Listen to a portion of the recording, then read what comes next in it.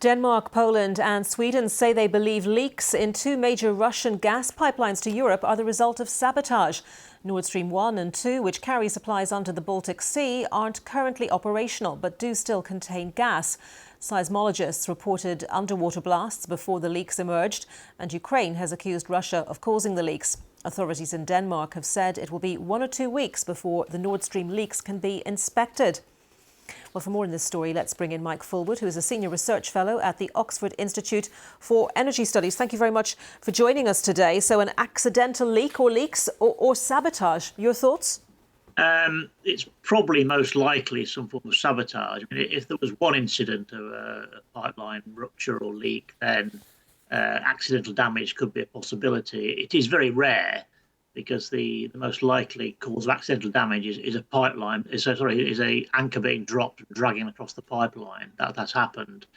But to have three leaks within a 17-hour period doesn't sound like it could be accidental, although theoretically it could be. So probably some form of sabotage is more likely at this stage.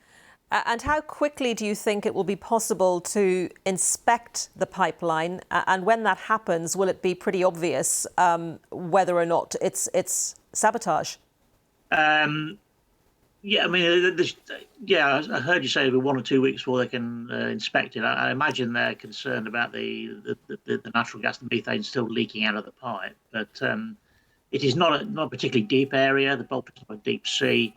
That area seems to be maximum depth of 100 metres, but it seems to be less than that, so maybe 50, 60 metres depth, which is, I imagine, is relatively easily inspectable. So depending on when they choose to do so, I imagine you'll be able to see sort of what has happened, how big the hole, or how the pipeline's probably broken apart, I would imagine. Even if an anchor was dragged across it, would probably break the pipeline apart. So but you should see some evidence of what actually happened to the 3 sections of pipeline which have been ruptured.